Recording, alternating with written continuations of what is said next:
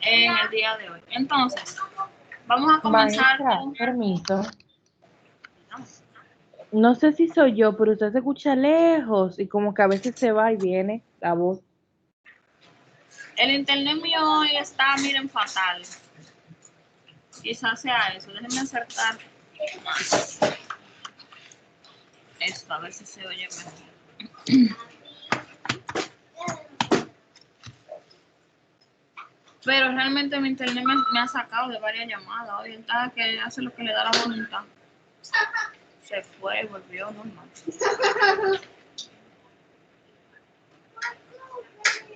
Entonces, ¿me escuchan mejor ahí? Dale, gracias. Permiso, por allá, por favor. Sí, maestra. Entonces, vamos a, les decía que vamos a hablar de los espacios del miembro superior, que es lo que tienen como tarea, como que lo vamos a tratar, pero así les sirve como un poquito de ayuda, ¿verdad? Para saber qué es lo que tienen que hacer. Vamos a hablar de inervación, irrigación, drenaje y lesiones del miembro superior. Todo eso así como medio resumido. Vamos a tratar de hacerlo lo más resumido posible. Entonces, el primer espacio que tenemos aquí es el espacio cuadrangular del húmero. Este va a estar limitado hacia la parte superior por el borde inferior del músculo redondo menor. Hacia la parte, bueno, antes de, si se fijan, él está hacia lo posterior. Esta imagen yo se las mandé, es de las que van para el examen. Y recuerden que decíamos que desde que usted ve esta estructura, que es la espina de la escápula, ya usted identifica que está hacia la parte posterior de nuestro miembro superior y de nuestro hombro. Bien. Entonces, aquí, viendo que esto es medial, que esto es lateral, tenemos hacia lo superior el músculo redondo menor, específicamente su límite inferior. Hacia lo inferior, formando el límite de este espacio cuadrangular, tenemos al músculo redondo mayor, específicamente su borde superior. Hacia lo lateral, la cabeza larga del tríceps, y hacia lo lateral, el hueso húmero, es el que nos va a estar dando ese límite. Entonces, en ese espacio que se forma ahí, fíjense, van a pasar dos estructuras que corresponden al contenido de este espacio cuadrangular, que son la arteria circunfleja humeral posterior, que es una rama de la arteria axilar, específicamente de la tercera porción de la arteria axilar, que lo vamos a ver ahora en un momentito, y el nervio circunflejo humeral posterior, que es un ramo del nervio axilar. Fíjense que ambos, cuando pasan a través de este espacio cuadrangular, ¿qué hacen? Como que se enroscan a nivel del cuello quirúrgico del húmero. Entonces, este lugar aquí es uno de los lugares en donde se puede lesionar lo que es el nervio axilar. ¿Ok? Para que tengamos eso pendiente. Entonces, nervio circunflejo humeral posterior y arteria circunfleja humeral posterior son los que van a formar el contenido del espacio cuadrangular del húmero. Seguimos con la fosa del codo. La fosa del codo se va a hallar hacia la parte anterior, justamente donde se da esa articulación del codo, esa depresión que se forma allí, es lo que se conoce como la fosa del codo. Para poder delimitarla hacia lo superior, tenemos que trazar una línea imaginaria que va desde el epicóndilo lateral hasta el epicóndilo medial. Y al trazar esta línea ya tenemos nuestro límite superior. Hacia lo medial vamos a tener al músculo pronador redondo y hacia lo lateral vamos a tener al músculo braquial principalmente.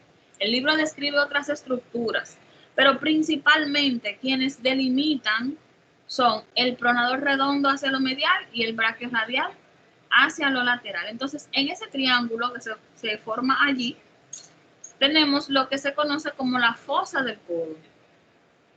El contenido de esta va a ser la arteria braquial, específicamente su porción terminal, porque es aquí en donde ella se va a dividir en una radial y una cubital, y es hasta ahí donde llega. Por eso su porción terminal. La vena que acompaña a esta arteria braquial, el tendón del bíceps braquial y dos nervios, el nervio mediano y el nervio radial. El nervio radial se va a encontrar hacia lo lateral, va a estar cruzando el nervio radial, mientras que el nervio mediano hacia lo medial. Algo que no les mencioné es quién forma el techo de esta fosa de codo. Lo va a formar la aponeurosis bicipital, que recuerden que es un desprendimiento, digámoslo así, de una lámina tendinosa que da el tendón del bíceps, y por encima de esta lámina bicipital está la fascia del antebrazo. Entonces ellos son los que van a tapar, digámoslo así, a formar el techo de las estructuras que van a estar en la fosa del codo.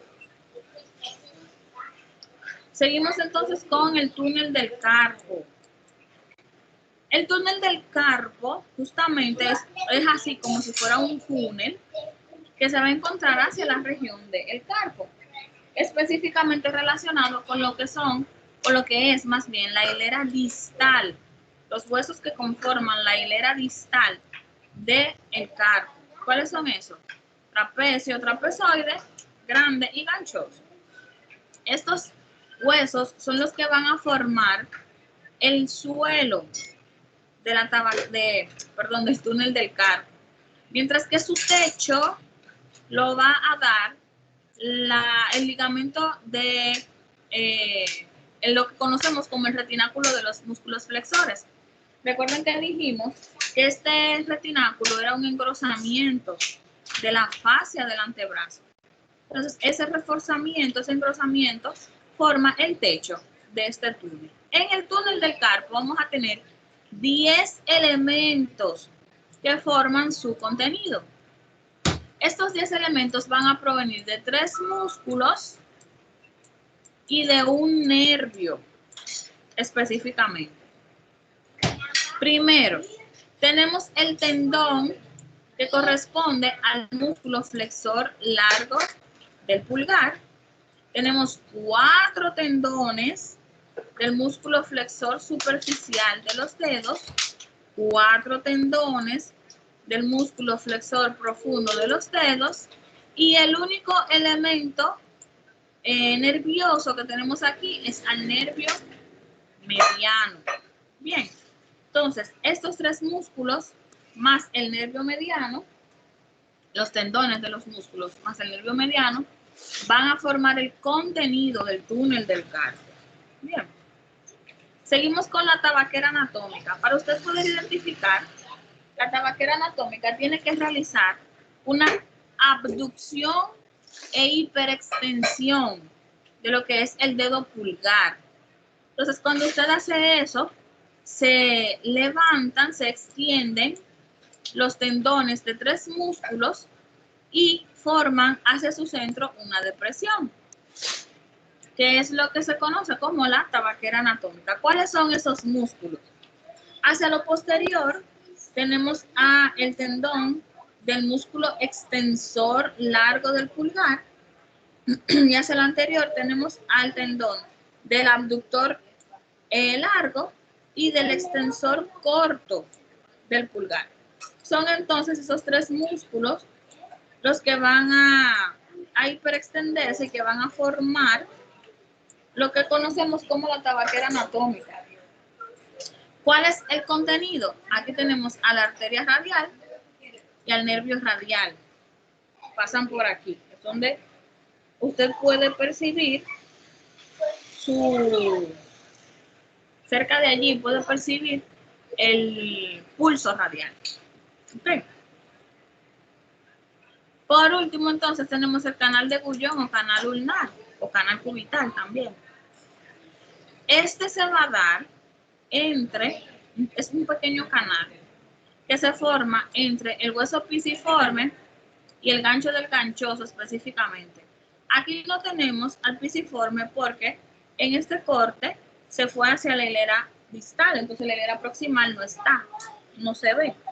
Pero entre el hueso pisiforme y el gancho del ganchoso se va a colocar lo que es el retináculo de los flexores. Por debajo, entonces, de este canalcito que se forma allí, van a estar pasando la arteria y el nervio ulnar o cubital. Y es un lugar en donde puede llegar, Carla, puede llegar a lesionarse el nervio cubital.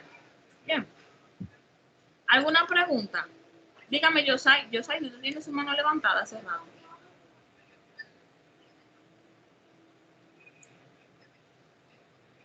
No la escucho. Veo que su micrófono está desmuteado, pero no la escucho.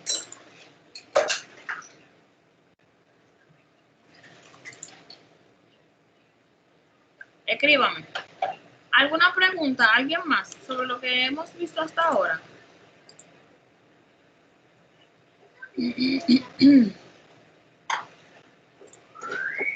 Escríbame, Yosaidi, que no escucho nada de lo que usted está diciendo.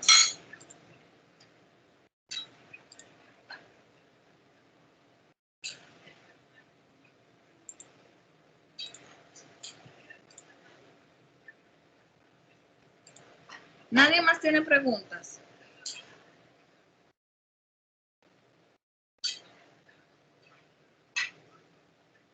Ok. Vámonos entonces con, Yosaidi, escríbame. Yo veo su micrófono, pero no la sigo sin escucharla. Escríbame, por favor.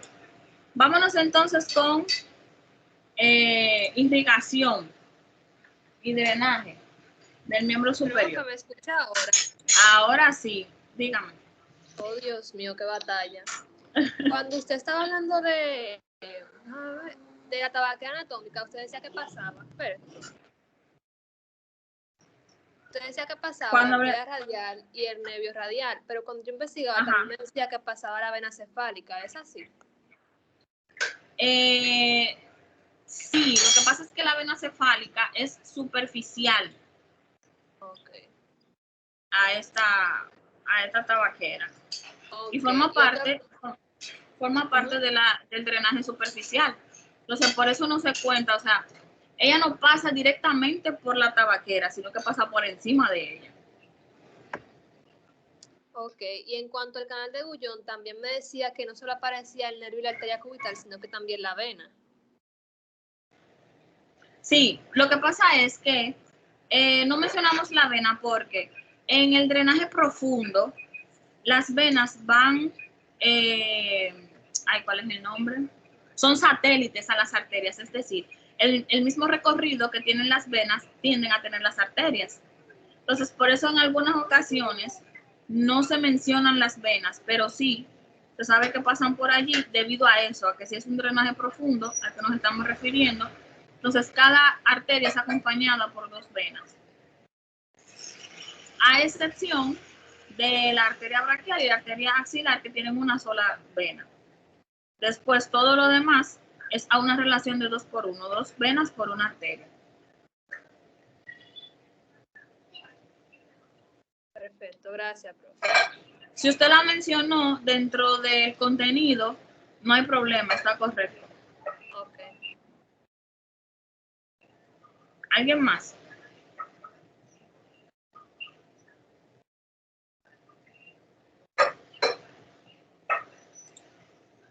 Ok, entonces ahora sí vámonos con la irrigación. En cuanto a la irrigación, ustedes saben que es lo que tiene que ver con las arterias, que son las que van a llevar la sangre rica en oxígeno a todo el cuerpo, en este caso al miembro superior, que es el que estamos estudiando. Entonces, la primera arteria que vamos a tener aquí es la arteria axilar. Esta no es más que una continuación de la arteria subclavia, perdón. Entonces, cuando esta arteria subclavia llega al borde lateral de la primera costilla, cambia su nombre. En lugar de ser arteria subclavia, se convierte en arteria axilar. Esta arteria axilar va a llegar entonces, o sea, su límite superior es el borde lateral de la primera costilla, y llega hasta el borde inferior del músculo redondo mayor. es el que me va a delimitar que hasta aquí llegó la arteria axilar. ¿Por qué? Porque a partir de ahí ya se continúa con otro nombre, que vamos a ver ahora. Pero nos quedamos entonces en arteria axilar. Esta es la que va a formar parte, veíamos, del contenido de la región axilar y que no la definimos porque la vamos a definir más adelante. Pero recordando el contenido de la región axilar, la arteria axilar y su vena axilar, el plexo braquial y los nódulos linfáticos, que espero que ustedes tengan fresquecito por ahí, esa cadena nodular linfática. Entonces, nuestra arteria axilar se va a estar dividiendo en 3 porciones, dependiendo de cómo ella se relacione con el músculo, oigan, ¿quién? Pectoral menor. ¿Quién es el que me da el límite hasta donde llega la arteria axilar? El redondo mayor. Pero ¿quién es el que me divide esta arteria axilar en porciones, dependiendo de cómo se relacionen con ella?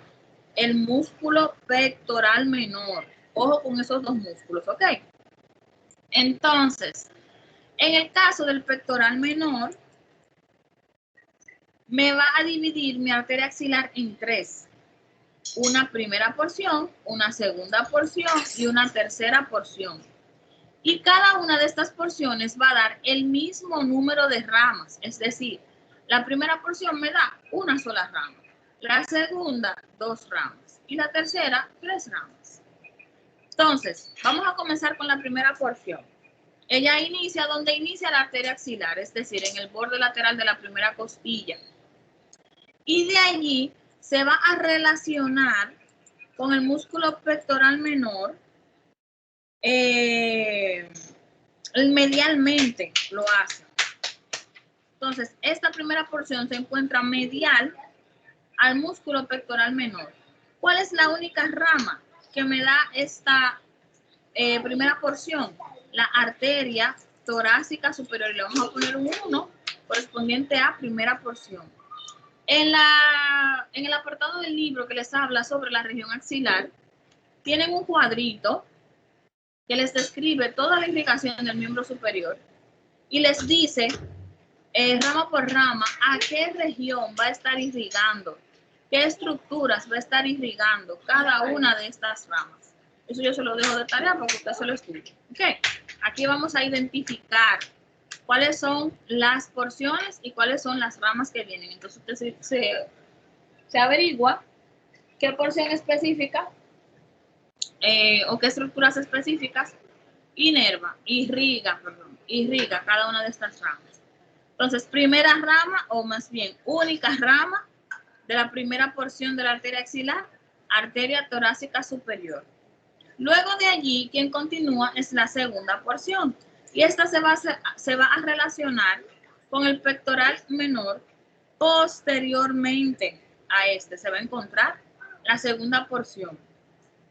Vimos que nos va a dar 2 ramas. Vamos a tener a la arteria torácica lateral y a la arteria tóraco-acromial, que a su vez me va a dar 4 ramas. Una rama deltoidea, una rama acromial, una rama clavicular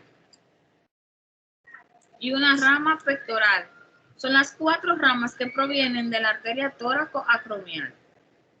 Por último, entonces, tenemos una tercera porción que va a relacionarse con el músculo pectoral menor lateralmente y que va a llegar hasta donde llega el límite inferior de la arteria axilar, que dijimos que era ¿quién? El borde inferior del redondo mayor. Entonces, hasta aquí llega esta tercera porción y me va a dar también 3 ramas. Me va a dar a la arteria subescapular, que a su vez da la rama circunfleja de la escápula y toracodorsal. Y me va a dar a las arterias circunflejas humerales anterior y posterior. Son entonces estas 3 las ramas que van a desprenderse de la tercera porción de la arteria axilar. A partir de aquí, entonces, del borde inferior del redondo mayor, cambia el nombre y pasa de ser arteria axilar a convertirse en arteria braquial. La arteria braquial es la principal fuente de la irrigación del brazo y es la que nos va a dar, es la que va a terminar más bien, perdón, a nivel de la fosa del codo, en donde decíamos que se va a dividir en dos, en una arteria radial y en una arteria cubital. Entonces, hasta aquí sería el límite inferior de nuestra arteria braquial. ¿Dónde inicia la arteria braquial? Borde inferior del redondo mayor. ¿Dónde termina? Fosa del codo. ¿Ok? Entonces, nuestra arteria braquial nos va a dar unas cuantas ramas. Y vamos a comenzar con la más superior, la de mayor tamaño.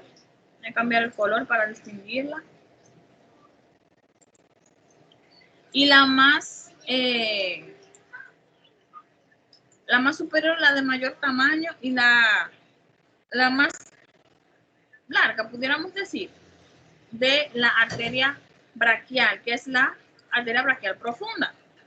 Y a ella la mencionábamos cuando hablábamos del nervio radial, que decíamos que pasa a través de quién, del surco radial en la cara posterior del húmero. Entonces aquí, en ese surco radial, se va a encontrar esta arteria acompañando al nervio radial. Por esa razón, si usted tiene una fractura a nivel del tercio medio del húmero, del cuerpo del húmero, ¿quién puede llegar a lesionarse? El nervio radial, pero también la arteria braquial profunda. Esta arteria braquial profunda, fíjense que se va hacia lo posterior. Y cuando está en lo posterior, nos va a dar dos ramas, que son la arteria colateral radial, que se va hacia lo lateral, y la arteria colateral media, que justamente sigue un recorrido hacia lo medial del húmero. Entonces, ¿de quién son ramas? La arteria colateral radial y la colateral media, de la braquial profunda, que a su vez es rama de la arteria braquial. Ojo con eso, ¿por qué? Porque la arteria braquial me da otras dos ramas. Por debajo de la braquial profunda me va a dar la arteria colateral cubital superior, que fíjense, hacia el epicóndilo medial se hace posterior, y me va a dar la arteria colateral cubital inferior, ya más cerca de la extremidad distal del húmero, y esta se va a hacer anterior, va a tener un recorrido más anterior. Estas cuatro arterias colaterales, dos de la braquial profunda y dos directamente de la braquial, van a participar en lo que se conoce como la anastomosis periarticular del codo. Es decir, anastomosis, unión, periarticular en la periferia de la articulación. ¿Cuál articulación? Del codo. Entonces, ellas van a unirse en esa articulación del codo para irrigar esta articulación del codo. Y vamos a ver ahora en un segundito con quién ellas se unen. Bien. Entonces, terminamos con las ramas que vienen de la arteria braquial. Y de ella dijimos, recuerden que va a terminar a nivel de la fosa del codo, específicamente cuando ella se divide en una arteria radial que se va hacia lo lateral, donde está nuestro hueso radio, y una arteria cubital o ulnar que se va hacia lo medial, específicamente hacia donde está nuestro hueso cúbito o ulna. Estas dos arterias se constituyen las ramas terminales de la arteria braquial. Cuando hablamos de ramas terminales de la braquial, estamos hablando justamente de esta arteria radial y de esta arteria cubital. La arteria cubital, específicamente, su pulsación, creo que lo mencioné ahorita, o sea, el pulso cubital lo podemos sentir en la cara lateral del tendón, del músculo flexor ulnar del carpo, que ella pasa por allí, por delante de la cabeza de la ulna o del cúbito. Las ramas que esta arteria nos da son, fíjense aquí, la primera rama recibe el nombre de arteria recurrente cubital anterior, que justamente como su nombre lo indica, tiene un recorrido anterior y se va hacia lo superior para anastomosarse con, ya veremos con quién, y hacia lo posterior tenemos a otra arteria recurrente cubital posterior, que justamente nos describe que su recorrido es posterior. La tercera rama que vamos a tener de esta arteria cubital es la arteria interósea común. Entonces, estas tres ramas son las que vienen directamente de la arteria cubital hacia la extremidad proximal.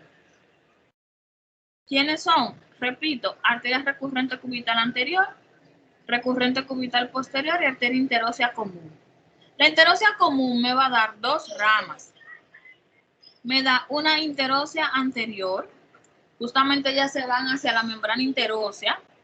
La anterior discurre por delante de la membrana, mientras que la posterior discurre por detrás de la membrana. Y de esta interósea posterior se desprende una interósea recurrente que va hacia arriba, tiene un recorrido ascendente para participar en la anastomosis periarticular. Por último, de la arteria radial hacia esta extremidad superior, o más bien hasta hacia esta extremidad proximal, vamos a tener de la radial a la rama radial recurrente, que es la única rama que da la arteria radial a este nivel y que va a participar también en la anastomosis periarticular. Entonces, vamos a ver ahora cómo se da esa unión entre estas arterias. Todas las colaterales que vienen, recuerden, de la braquial profunda y de la braquial, se van a unir a todas las recurrentes que vienen de la cubital y de la radial. Ahora, ¿cómo lo hacen? Hacia lo medial, vámonos primero. Vamos a tener que la arteria colateral cubital superior se va a unir. Vamos a cambiar el color. Bueno, vamos a quedarnos con azul. La colateral cubital superior se une, se anastomosa, a la recurrente cubital posterior, mientras que la recurrente cubital anterior se une a la cubital inferior. ¿Entendimos eso? Colateral cubital superior se une a la recurrente cubital posterior. Siempre va una colateral con una recurrente. Mientras que la colateral cubital inferior se une a la recurrente cubital anterior. Vámonos hacia el otro lado, hacia lo lateral. En lo lateral vamos a tener que la colateral radial se une a su homóloga en nombre, a la recurrente radial. Recuerden que la colateral radial viene ¿de quién? De la braquial profunda. ¿Y la recurrente radial viene de quién? De la radial. Mientras que la colateral media, que también viene de la braquial profunda, se une a la interósea recurrente, que es rama ¿de quién? De la cubital. La única rama que da la radial es la recurrente radial. ¿Entendimos eso? ¿Podría explicar otra vez, profe? Esa parte. ¿Cuál parte? Esa última, que me perdí, bien perdida. cómo se dan las anastomosis? Ajá. Ok, déjeme borrar.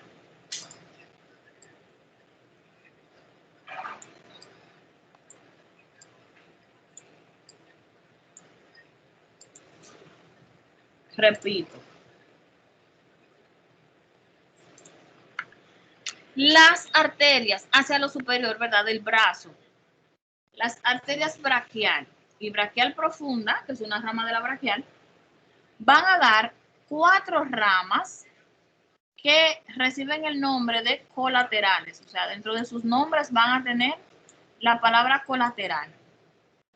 Mientras que del antebrazo, la arteria cubital y la radial me van a dar también 4 ramas que van a unirse a las de arriba, a las colaterales. Y estas en su nombre llevan la palabra recurrente. Entonces, las colaterales de arriba se van a unir a las recurrentes de abajo. ¿Cómo se unen? La colateral cubital superior se va a unir a la colateral cubital posterior. ¿Por qué? Porque el recorrido de la superior, fíjese que es como posterior al epicóndilo medial. Entonces, por ahí atrás, ellas se encuentran y se unen.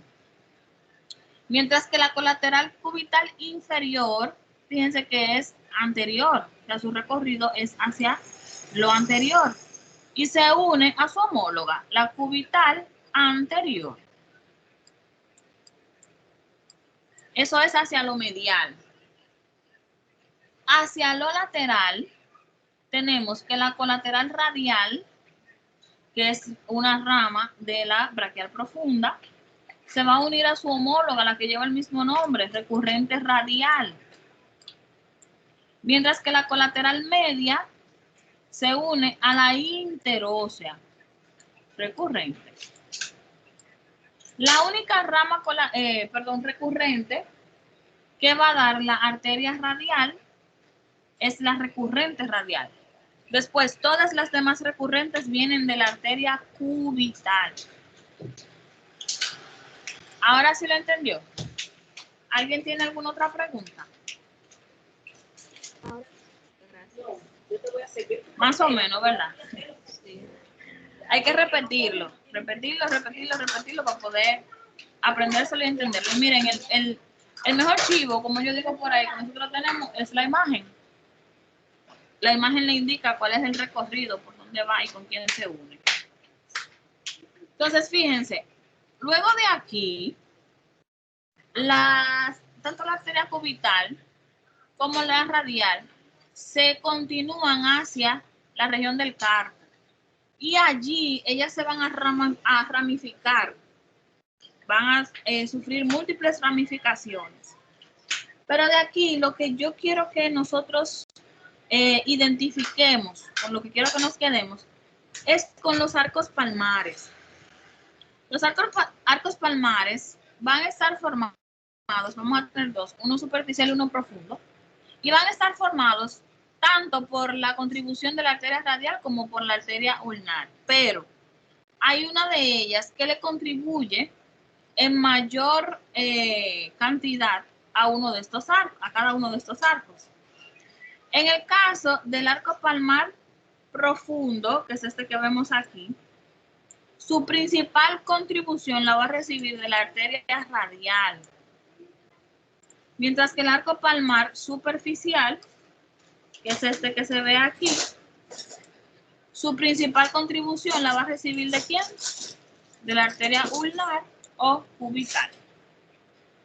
Básicamente es eso lo que me interesa que ustedes manejen. ¿Alguna pregunta? Entonces, luego de aquí, tienen que irse a los cuadritos. Dígame, Fred. O sea, disculpe, creo que no lo escuché si usted lo mencionó. ¿Cuál es el músculo que lo inerva? Perdón, el nervio que lo inerva. ¿A quién?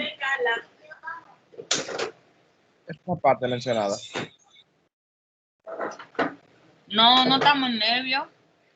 Estamos hablando de los arcos palmares. No, por eso mismo, yo estoy preguntando si algo lo inerva o no.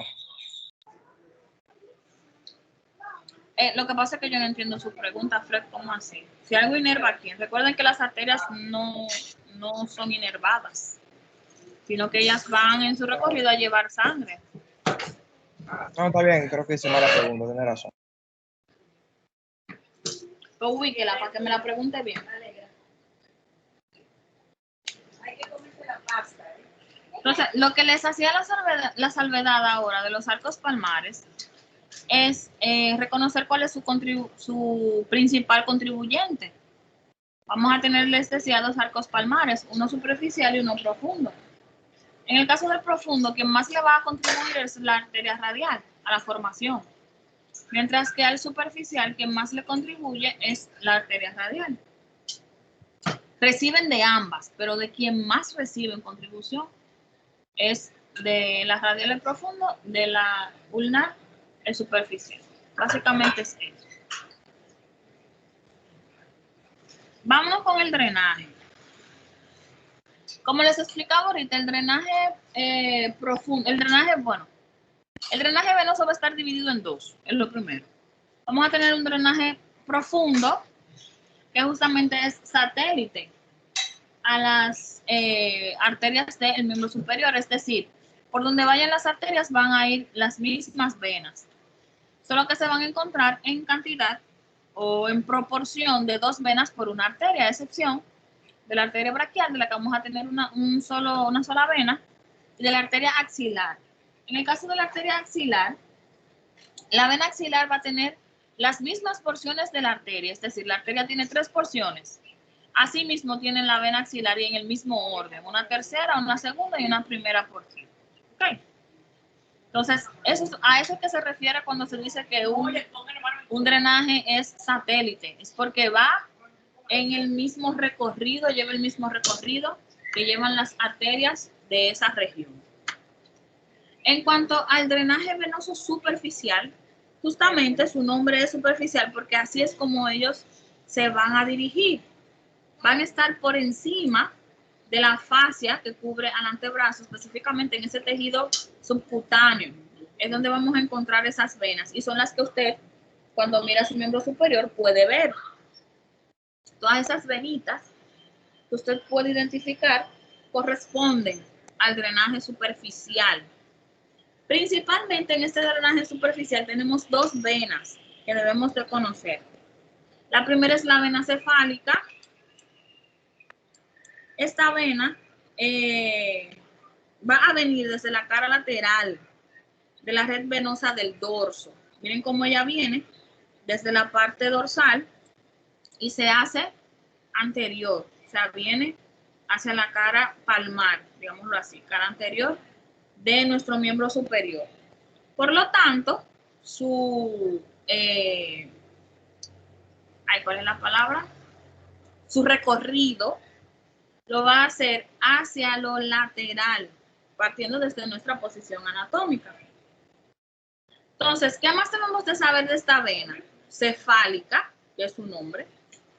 La vena cefálica se va a unir a su homóloga, la vena basílica, que va del otro lado, a través de una vena que se encuentra a nivel de la fosa del codo, que recibe el nombre de vena mediana del codo. Gracias a esta vena mediana del codo, ellas dos pueden comunicarse y si hay una interrupción en una de las otras, el drenaje continúa. Se va desde una vena hacia la otra vena, o sea que no se interrumpe. Entonces, cuando esta vena se va haciendo más superior, va a terminar específicamente entre los músculos deltoides y el pectoral menor, pectoral mayor, va a entrar a través del triángulo clavipectoral, atraviesa la fascia clavipectoral y se une a la porción terminal de la vena axilar, es decir, a la primera porción de la vena axilar. Es allí donde ella va a terminar drenando toda esa sangre pobre en oxígeno que ella recoge. En el caso de la vena basílica, que es la que va hacia lo medial, esta también se forma de la red venosa dorsal pero de la parte medial. Entonces, cuando ella asciende, ya dijimos que es anastomosa a la cefálica a través de la vena mediana del codo, y más o menos a nivel del tercio medio del húmero en el brazo, ella se va a hacer profunda, va a atravesar la fascia del antebrazo, la fascia del brazo, y se va a anastomosar, es decir, se va a unir, a fusionarse con las venas satélites de la arteria axilar para formar la vena axilar. Entonces, ¿cuál es la diferencia entre la cefálica y la basílica?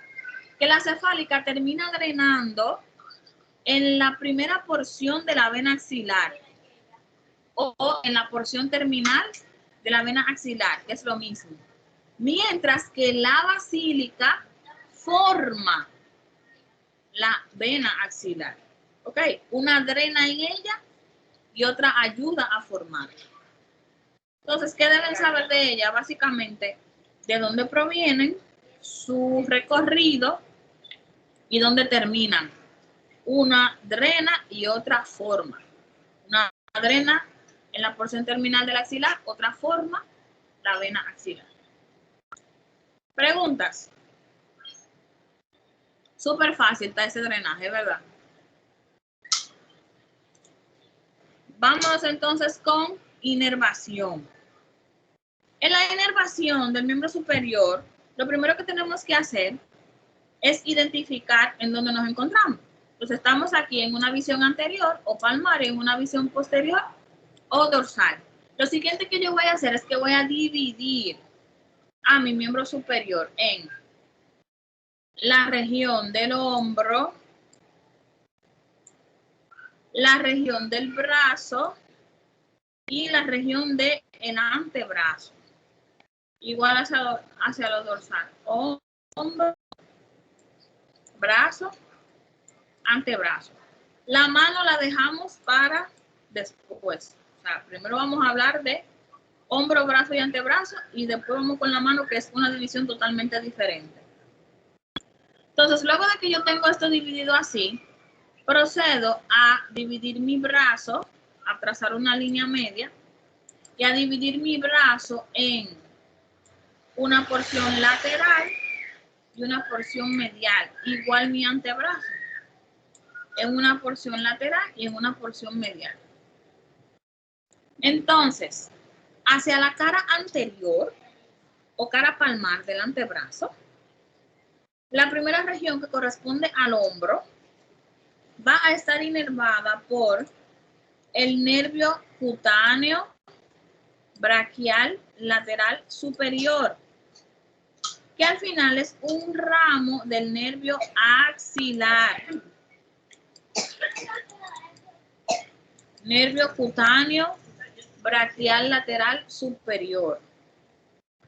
Ramo del nervio axilar. Vámonos con el brazo. Hacia lo lateral, en el brazo, yo voy a tener al nervio cutáneo braquial lateral inferior, que a la larga es un ramo del nervio radial. Mientras que hacia lo medial, yo voy a tener a un nervio que viene directamente del plexo braquial. Recuerda que cuando hablábamos del fascículo lateral, mencionábamos dos nervios cutáneos. Uno de ellos es el nervio cutáneo braquial medial o cutáneo medial del brazo. Justamente ese nervio que viene directamente del plexo braquial es el que me va a dar inervación en la parte medial del brazo. Vámonos con el antebrazo. En la parte lateral voy a tener al nervio cutáneo antebraquial lateral, que a la larga es una rama del músculo cutáneo. Mientras que hacia lo medial voy a tener el segundo nervio que viene directamente del plexo braquial, que es el nervio cutáneo antebraquial medial o cutáneo medial del antebrazo. Bien, entonces así está dada mi inervación hacia la parte anterior del hombro, brazo y antebrazo. Hacia la parte posterior, seguimos igual en el hombro. Tenemos al nervio cutáneo braquial lateral superior que viene del axilar. Entonces, el nervio axilar en el hombro da no solamente la inervación cutánea, sino también la inervación muscular, porque recuerden que ahí a quien tenemos es al músculo braquial, que también va a estar inervado por el nervio axilar. Hacia la parte posterior, miren, básicamente, aunque aquí vemos que hay una leve continuación de los nervios que inervan la parte anterior, realmente la inervación principal procede de ramos del nervio radial.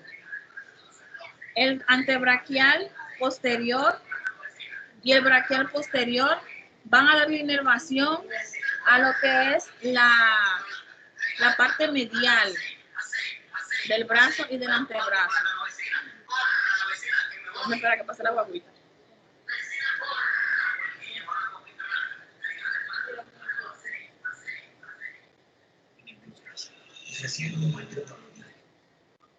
Mientras que hacia lo lateral vamos a tener al cutáneo lateral inferior y al cutáneo posterior. Ambos son ramos del nervio radial. Entonces, en la parte posterior, mire, radial. Usted piense en radial. ¿Ok? Vámonos entonces con la mano. En la mano es una división, les decía, totalmente diferente. Lo primero es que aquí identifico que estoy en una visión palmar y en una visión dorsal. Hacia lo palmar, esto sería lateral, esto sería medial, ¿correcto? Entonces, hacia lo palmar, yo voy a trazar una línea que me va a dividir el cuarto dedo en dos. Entonces, trazo una línea por el centro del cuarto dedo que me llegue hasta la muñeca o el carpo. Y aquí, todo lo que queda desde la mitad medial del cuarto dedo hasta el quinto va a estar inervado por el cubital. Mientras todo lo que queda de la mitad lateral del cuarto dedo hasta el primero, pasando por tercero y segundo, va a estar inervado por, el nervio mediano. El nervio radial en esta región me va a dar una leve contribución a lo que es la región tenar. Recuerden que es la que está, esa eminencia que está hacia la base de nuestro primer dedo o dedo pulgar. Allí me da una leve contribución el nervio radial. Luego todo lo demás le corresponde al nervio mediano. Vámonos ahora a una visión dorsal. En una visión dorsal hago lo mismo. Trazo una línea que me va a dividir mitad medial y mitad lateral del cuarto dedo hasta el carpo. Pero a partir del cuarto dedo, específicamente su mitad lateral, voy a dejar fuera las falanges distales desde esta mitad medial del cuarto hasta el primero. 1, 2, 3 y 4. Entonces, mitad medial del cuarto hasta el quinto dedo sigue igual. Nervio cubital. Mitad medial del cuarto hasta el primer dedo, sin las falanges distales, nervio radial. Y lo que me falta entonces, que serían las falanges distales, desde la primera hasta la tercera, y la mitad lateral del cuarto, están dados por el mediano. Por esta razón es que se dice que el cuarto dedo es el que mayor inervación tiene. Porque hacia su mitad medial, ¿quién lo inerva? El cubital. Hacia su mitad lateral, sin la falange distal, el radial. Y a su falange distal, el mediano. O sea, tiene una triple inervación. ¿Alguna pregunta en cuanto a inervación? Un pedazo. Oh, se me fue Fred. ¿Qué le pasó? Se le fue el internet, maestra. ¿Se le fue el internet?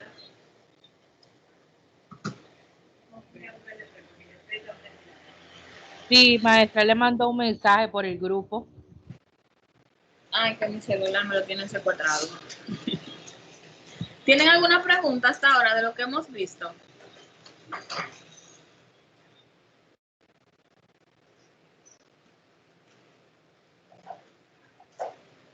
Ok, pues vámonos entonces.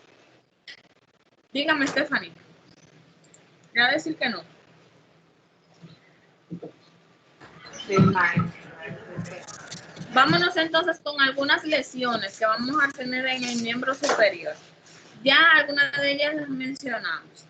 Tenemos el caso de la lesión del nervio torácico largo, que recuerden que puede lesionarse a nivel de las raíces, porque él viene de la unión de C5, C6 y C7, nuestro nervio torácico largo. Su lesión da lo que se conoce como escápula alada, que es cuando se paraliza el músculo serrato anterior.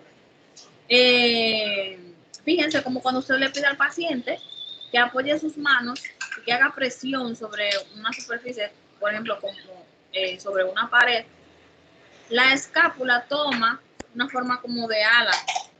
Y es justamente a eso a lo que se le llama la escápula alada. Tenemos permiso, Carla. Tenemos las lesiones específicamente de los troncos. Aquí se nos puede lesionar tanto el tronco superior como el tronco inferior. Estas lesiones tienden a darse cuando al momento del parto se hace una maniobra muy brusca, se tira del bebé muy bruscamente, y entonces se lesiona alguno de estos troncos. En el caso de la lesión del tronco superior, su parálisis se conoce como la parálisis de Ehlers-Danlos y va a producir lo que se denomina mano en propina de camarero. Miren cómo está el brazo. Está rotado internamente, está pronado. Aquí no hay movimiento ni del hombro ni del codo. Y la mano a nivel de la muñeca está flexionada, como cuando el camarero se le pone por atrás para que usted se lo dé y que el jefe no lo vea. Pues justamente esa es la lesión de Ehlers-Danlos, parálisis de Ehlers-Danlos. La lesión del tronco inferior, se conoce como parálisis de Kremke. En esta hay una lesión que se conoce como mano en garra total. Hay una flexión y supinación del codo, extensión de la muñeca y dedos en garra. Bien. Mírenla aquí, recordando dónde está nuestro tronco superior y nuestro tronco inferior. Carla, obedece, por favor. Entonces, vámonos con los nervios, específicamente los ramos terminales. Tenemos al nervio mediano. El nervio mediano, ya vimos algunos lugares donde puede lesionarse. Perdón. ¿Dónde se puede lesionar? Directamente en el plexo braquial, en el túnel del carpo. Recuerden que forma parte del contenido del túnel del carpo, pero también en la fosa del codo. Y nos va a producir lo que se conoce como mano en bendición o mano de partero, donde cuando usted intenta realizar la flexión de las articulaciones desde el primero hasta el tercer dedo, usted no va a poder hacer ese movimiento debido a que van a estar inervados esos músculos por el nervio mediano. A diferencia del cuarto y del quinto. Recuerden que hay un músculo por ahí que se llama el músculo flexor profundo de los dedos. Y que este músculo se va a ir a los 4 dedos mediales, pero se va a dividir en dos en cuanto a su inervación. ¿Ya se acuerdan? Que tiene una parte medial y una parte lateral. La medial, ¿quién la inerva? El nervio cubital. Por esa razón es que estos dos dedos, el cuarto y el quinto, pueden tener un movimiento de flexión que sí va a estar debilitado, pero que se va a mantener debido a que el flexor profundo les da ese movimiento de flexión, ¿ok? En el caso de los demás, no, porque todos van a estar inervados por el nervio mediano. Entonces, cuando nos vamos a la lesión del nervio cubital, por el contrario, nos va a producir lo que se conoce como mano en garra parcial, donde se puede lesionar el nervio cubital en el epicóndilo medial, en el canal ulnar o canal cubital o canal de Guyon, a nivel del carpo, a nivel de la mano y arriba, desde su origen, en el plexo braquial. Entonces, ¿por qué al contrario del nervio mediano? Porque fíjense que aquí lo que hay es una pérdida de la flexión del cuarto y el quinto. Mientras que los demás, 1, 2 y 3, pueden realizar su movimiento de flexión.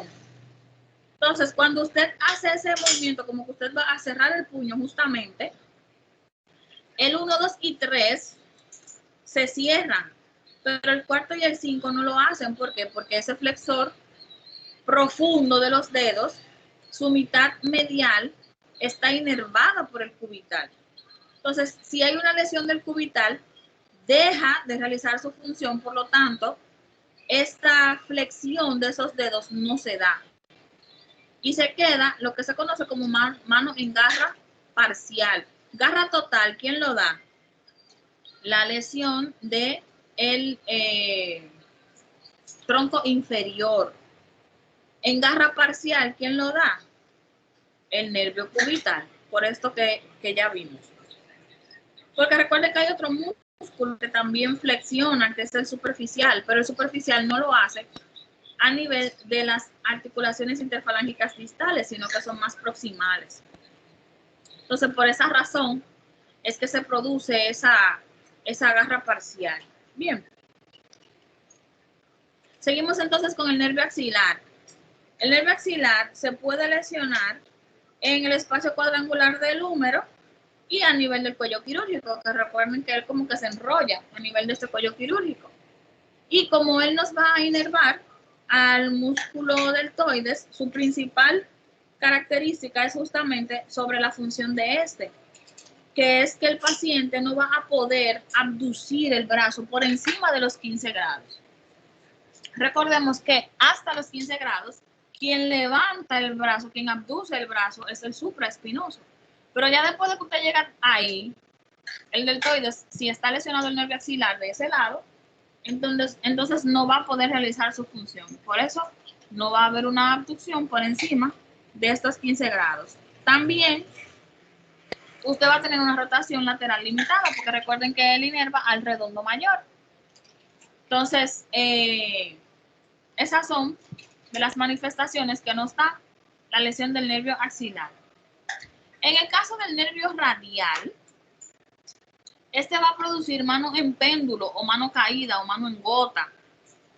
¿Por qué? Recuerden que el radial tiene el protagonismo a nivel de todos los compartimientos posteriores, tanto del brazo como del antebrazo. Por lo tanto, va a haber una incapacidad para extender tanto el carpo como los dedos. Y por esa razón, cuando usted le pide al paciente que levante las manos, ¿qué pasa? La mano del lado en donde está afectado ese nervio radial no va a poder realizar ese movimiento de extensión. Por lo tanto, se queda relajada, se queda caída esta mano. ¿Dónde se puede lesionar el nervio radial? En el plexo braquial, en el surco del nervio radial, en la fosa del codo, en el epicóndilo lateral y a nivel de la tabaquera anatómica. Son los lugares en donde se puede lesionar este nervio radial. Y por último, entonces, tenemos las epicondilitis, que no son más que las inflamaciones de los músculos que se van a insertar a nivel de los epicóndilos, lateral y medial. En el caso del epicóndilo medial tenemos, se le conoce como el codo de golfista, es muy común en las personas que juegan golf. ¿Por qué? Hay una inflamación debido al uso repetitivo de los músculos flexores que van a insertarse en el epicóndilo medial. Mientras que en la epicondilitis lateral, se le conoce como codo de tenista, también hay una inflamación de los músculos que van a insertarse en el epicóndilo lateral. ¿Y cuáles son esos? Los músculos extensores. Bien. ¿Alguna pregunta?